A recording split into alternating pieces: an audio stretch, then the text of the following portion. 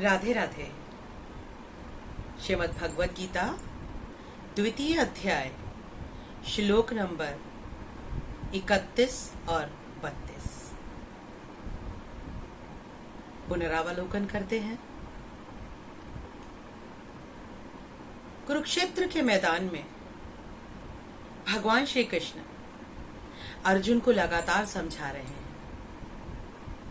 कि हे अर्जुन, जिस अंतर द्वंद्व से घिरकर तू युद्ध नहीं करना चाहता, तेरा हृदय कांप रहा है, तूने अपने अस्त्र शस्त्र उठाकर रख दिए हैं, वो युद्ध निश्चित है, अवश्यम भावी है, प्रारब्धवश है, तुझे युद्ध करना है।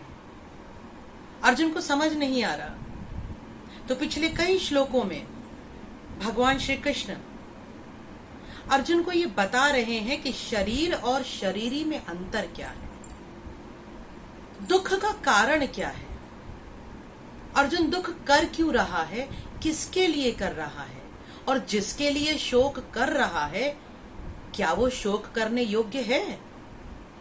यही प्रश्न हम सबके जीवन में आता है कि जो दुविधाएं हमारे जीवन में हैं, जो समस्याएं हमारे जीवन में हैं, और जिन समस्याओं का समाधान न मिलने के कारण हम तनाव में आ जाते हैं, भय निराशा से ग्रसित हो जाते हैं, क्या वो समस्याएं इतनी बड़ी हैं कि उनके लिए हम परेशान हो जाएं?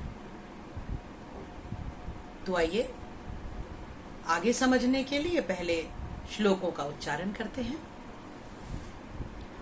स्वधर्मपि चावेक्ष्य न विकम्पितुमर्हसि, धर्म्याद्धियुद्धात् श्रेयो अन्यत् क्षत्रियस्य न विद्यते, यदृच्छया चोपपन्नः स्वर्गद्वारमपावृतम्, सुखिनः क्षत्रियः पार्थ लभन्ते युद्धमीदृशम्। केशव कहते हैं कि हे पार्थ, हे पृथा के पुत्र, हे पार्थ, तुझे मैंने कितना समझाया कि जिसके लिए तू शोक कर रहा है वो तो नश्वर है, और जो शाश्वत है उसको तू समझ नहीं रहा। तो शाश्वत कौन है? शाश्वत है इस शरीर में निवास करने वाला शरीरी, जिसे हम जीवात्मा कह सकते हैं, देही कह सकते हैं, आत्मा कह सकते हैं। विभिन्न शास्त्रों में, विभिन्न पुराणों में इसी को अलग अलग शब्दों से कहा गया। प्राण कह सकते हैं, जीव कह सकते हैं। तो हे अर्जुन, इस शरीर में निवास करने वाला जो प्राण है, जो आत्मा है, वो तो शाश्वत है। उसके विषय में बताने लगे भगवान कृष्ण कि हे अर्जुन, उसे ना तो काटा जा सकता है, न छेदा जा सकता है, न जलाया जा सकता है, न सुखाया जा सकता है, न उसमें छेद किया जा सकता है, उसका वध भी नहीं किया जा सकता। वो पहले भी थी और अंत में भी रहेगी या रहेगा। वो जैसा है वो वैसा ही रहेगा, उसमें कोई परिवर्तन नहीं हो सकता। और जिसमें कोई परिवर्तन ही नहीं होगा, जो अविकारी है, उसके लिए शोक कैसे कर सकते हो? लेकिन अर्जुन को समझ नहीं आ रहा। अर्जुन बड़ा परेशान है। जैसे किसी दूसरी तीसरी कक्षा के व्यक्ति को बीए की पढ़ाई बताने लगे, किसी बालक ने अभी वर्णमाला नहीं सीखी और हम उसे शास्त्रों का ज्ञान देने लगे, शास्त्र पढ़ाने लगे, तो उसे कुछ समझ नहीं आएगा। जिस बालक ने अभी पेंसिल से अ आ लिखना नहीं सीखा, उसको हम जहाज बनाने की विधि बताने लगे तो उसे समझ नहीं आएगा। लेकिन अगर हम उसके सामने एक जहाज रख दें और उसे ये कहें कि अगर तुम अच्छी तरीके से अभ्यास करोगे, अच्छा सा पढ़ोगे, तो ये जहाज तुम बना सकते हो, तो उसे समझ में आ जाएगा। तो भगवान कृष्ण यही कर रहे हैं। क्योंकि अर्जुन इस समय बहुत दुविधाग्रस्त है, द्वंद्वग्रस्त है, उसके अंतर्मन में बिल्कुल भी शांति नहीं है। तो जब अंतर्मन अशांत होता है तो कोई भी लॉजिक, कोई भी बात, कोई भी ज्ञान समझ नहीं आता। तो फिर भगवान कृष्ण ने सोचा कि अगर तुम्हें ऐसे समझ नहीं आ रहा तो तुम्हें मैं स्वरूप दिखाता हूं। आखिर है क्या आत्मा, होती क्या है? तो वही पिछले कुछ श्लोकों में केशव अर्जुन को बता रहे हैं कि देखो अर्जुन, ये वो आत्मा है जो अविकारी है। अगर तुम समझ जाओगे, अपने अंतर द्वंद्व से जूझना सीख जाओगे और फिर उससे पार पा जाओगे, तो देखो ये आत्मा है जो सदा शांत है, जो सच्चिदानंद है, जिसमें सदैव आनंद की स्थापना है। तो समझो। अब इतना समझाने के बाद भगवान कृष्ण ने सोचा कि इतना तो दिखा दिया ना इसको मैंने, अभी भी नहीं समझ रहा, तो थोड़ा सा इसको झिंझोड़ा जाए। जैसे किसी बालक को जब हम पढ़ाते हैं और उसको समझ में नहीं आता, तो फिर झिंझोड़ने के लिए थोड़ा उसके सम्मान को हिलाना पड़ता है, उसे बताना पड़ता है कि तुम इंसान के पुत्र हो, सीखो, वरना तुम में और उन पशुओं में अंतर क्या है? संपूर्ण सृष्टि में एक इंसान ही, एक मानव ही तो ऐसा है जिसे ईश्वर ने बुद्धि और विवेक दिया है। तो हमें झिंझोड़ना पड़ता है। तो फिर अब भगवान कृष्ण अर्जुन को झिंझोड़ रहे हैं। वो उससे कहते हैं कि हे अर्जुन, अपना धर्म समझो, तुम्हारा स्वधर्म है अपने अंतर्द्वंद से जूझना, इस दुविधा का सामना करना। उठो, क्षत्रिय बनो। क्षत्रिय का अर्थ वो वाला क्षत्रिय नहीं जो हम आम जीवन में देखते हैं, या जो जाति व्यवस्था हम आम जीवन में देखते हैं। इतनी छोटी बात थोड़ी करेंगे भगवान कृष्ण। ये तो हमने क्या बना दिया। भगवान कृष्ण ने जिस क्षत्रिय की बात की, जिस क्षत्रियत्व की बात की, वो तो बहुत ऊंचा है, बहुत श्रेष्ठ है। तो भगवान कृष्ण यहां पर अर्जुन से कहते हैं कि अर्जुन, अपने अंदर की कलह, द्वंद्व, दुविधा से जूझने के लिए अपने अंदर शौर्य उत्पन्न करो। क्योंकि जब कोई समस्याओं में इंसान पड़ जाता है और वो हार जाता है, तो सबसे पहले उसके मनोबल को उठाना पड़ता है। कहते हैं कि मन के हारे हार है और मन के जीते जीत। तो अगर मन हार जाएगा तो व्यक्ति कुछ नहीं कर पाता। हमने देखा है कुछ छात्र जो लगातार कॉम्पिटिशन्स की तैयारी कर रहे हैं, लेकिन मान लीजिए 1 या 2 अटेम्प्ट्स में वो उसे क्लियर नहीं कर पाते, तो फिर वो हार जाते हैं, बैठ जाते हैं, हमसे कुछ नहीं होगा। अगर मनोबल टूट जाता है तो जो थोड़ा बहुत ज्ञान था वो भी खत्म हो जाता है। तो मनोबल नहीं टूटना चाहिए। तो यहां पर उसी मनोबल को उत्साहित कर रहे हैं। जैसे जामवंत ने हनुमान से कहा कि का चुप साध रहे हनुमाना, तुम्हारे अंदर तो अतुलित बल है, तुम सागर पार कर जाओगे, लेकिन तुम चुप साध कर बैठे हो, तुम मनोबल हार कर बैठे हो। तो हनुमान जी को उनका बल दिखाना पड़ा। ऐसा नहीं था कि बल नहीं था, उस बल का ज्ञान नहीं था। यही हम सब के साथ है, यही अर्जुन के साथ है।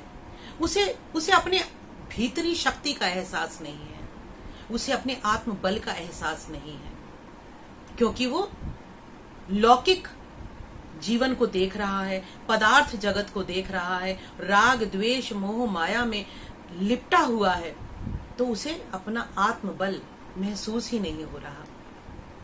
तो भगवान कृष्ण यहां उन्हें बताते हैं कि क्षत्रिय बनो। क्षत्रिय का अर्थ है अपने अंदर के द्वंद से जीतने के लिए अपने भीतर शौर्य, उत्साह, साहस, वीरता को पैदा करो।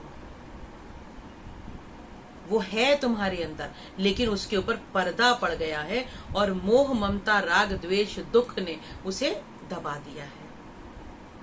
तो उससे हटो और अपने स्वतः शौर्य को प्रकट करो। उस शौर्य को लेकर आओ जो आपको ये बताएगा कि आपके जीवन का उद्देश्य क्या है। इस जीवन का उद्देश्य, ध्यान रहे, सिर्फ देह के संबंधों में रत रहकर जीवन को खत्म कर देना नहीं है। इस जीवन का उद्देश्य है स्व की अनुभूति करना, अपनी अनुभूति करना। कहते हैं कि ये शरीर बहुत ही किस्मत वाले लोगों को मिलता है। ये नर का तन आसानी से नहीं मिलता, लेकिन अगर ये मानव का चोला मिला है तो समझ जाइए ये ईश्वर प्राप्ति के लिए मिला है। और ईश्वर कहीं दूर नहीं है, उसका अनुभव हमारे हृदय के अंदर ही होगा। जिस पल स्व अनुभूति हो जाएगी, जिस पल आत्म दर्शन हो जाएगा, आपका मानव जीवन सफल हो जाएगा। और आत्म दर्शन कैसे होगा, उसी के रास्ते भगवान श्री कृष्ण बता रहे हैं कि आत्मा क्या है। फिर कहते हैं भगवान श्री कृष्ण कि हे अर्जुन, ये जो युद्ध है ना, ये तुम्हें बड़ी किस्मत से मिला है। मिला है कहा, ये नहीं कहा कि तुम इसके माध्यम हो या तुमने इस युद्ध को क्रिएट किया है। ये तुम्हें मिला है। इसी तरह से हमारे जीवन में जो भी परिस्थितियां आ रही हैं, उनके कर्ता हम नहीं हैं, वो हमें मिली है। उनके अनुसार विवेक को प्रयोग करते हुए हमें कार्य करना है। और कार्य करना ही हमारा धर्म है, स्वधर्म है। तो भगवान कृष्ण कहते हैं कि अर्जुन, तुम्हारे लिए तो मानो स्वर्ग के द्वार खुल गए हैं। स्वर्ग के द्वार, ये क्या कहा भगवान कृष्ण ने? अभी तक तो हमने ये सुना कि स्वर्ग कुछ ऐसा स्थान है जो इस पृथ्वी से कहीं दूर अलग लोक में है, जहां सब सुख है, कोई भौतिक कष्ट नहीं है। तो जहां सब सुख है, जहां कोई भौतिक कष्ट नहीं है, इसका मतलब वहां हमारी ये पंचभूत से निर्मित देह तो है। तो जहां देह है, जहां पदार्थ है, फिर वो चाहे पृथ्वी हो या स्वर्ग हो, कोई फर्क ही नहीं है उसमें। तो भगवान कृष्ण ये नहीं कह सकते। बिल्कुल, भगवान कृष्ण ने स्वर्ग के द्वार खुलना जो कहा है, वो ये है कि तुम्हें आत्म अनुभूति होनी आरंभ हो जाएगी। क्योंकि जब किसी व्यक्ति के जीवन में ये द्वंद्व पैदा होने लगे कि दुख क्यों है, अशांति क्यों है, तनाव क्यों है, इनका समाधान क्या है, मैं क्यों हूं, जीवन का उद्देश्य क्या है, जब ये द्वंद्व शुरू हो जाएगा, क्योंकि इस द्वंद्व का होना ही चेतना का जागना है। जब तक ये द्वंद्व नहीं पैदा होगा जीवन में, तब तक तो हम पशुवत जीवन जी रहे हैं। खाते हैं, पीते हैं, सोते हैं, मैथुन करते हैं, विहार करते हैं, बच्चे पैदा करते हैं, पशुवत जीवन है। इस द्वंद्व का पैदा होना अत्यंत आवश्यक है। हे अर्जुन, जिसके जीवन में ये द्वंद्व पैदा हो गया है, उसके लिए आत्म अनुभूति के स्वर्ग के द्वार खुल गए हैं। अब उसे आत्मदर्शन हो सकता है।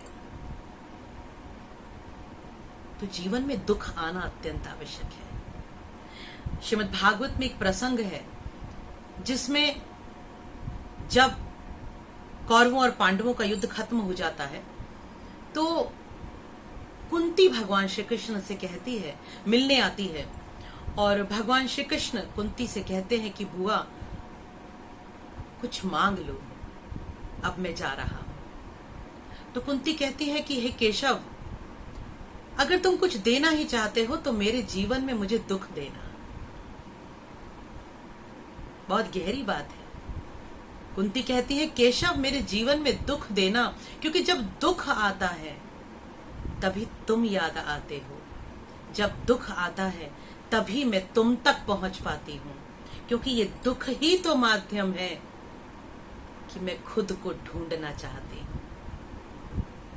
तो दुख आए तो घबराइए नहीं, कष्ट आए तो विचलित मत होइए। समझ जाइए कि वो परमपिता परमात्मा इशारा दे रहा है कि मुझे जानने का प्रयत्न करो। मैं दूर कहीं नहीं हूं, मैं तुम्हारे अंदर हूं। क्योंकि ये दुख, ये कष्ट, ये चिंता, ये तनाव, ये असफलता, डर, भय, निराशा सिर्फ और सिर्फ इसीलिए है क्योंकि तुम मुझसे दूर हो। तुमने आत्मदर्शन नहीं किया, मुझे ढूंढने का प्रयास नहीं किया। जो तुम्हारे ही अंतःस्थल में कहीं छुपा बैठा है उसको पहचानने का प्रयास नहीं किया।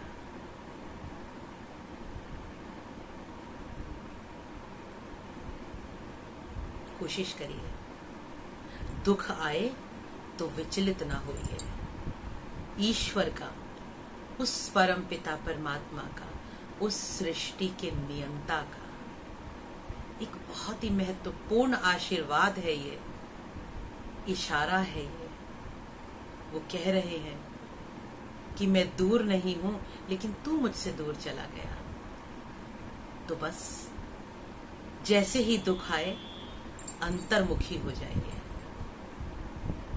हम क्या करते हैं, दुख आता है तो बहिर्मुखी हो जाते हैं, भागते हैं इधर उधर, उस दुख से बचने का रास्ता देखते हैं। उससे बचना नहीं है, शांत हो जाना है, दृष्टा बन जाना है। अंतर्मुखी हो जाइए, शांत हो जाइए, वो चला जाएगा। लेकिन अंतर्मुखी होने के लिए अपने अंदर के क्षत्रिय को जगाना पड़ेगा। एक वीडियो बनाऊंगी जिसमें इन चारों जो वर्ण हैं, ब्राह्मण, क्षत्रिय, वैश्य, शूद्र, उनके विषय में भी बात करेंगे। अभी के लिए इतना ही। ओम तत्सत।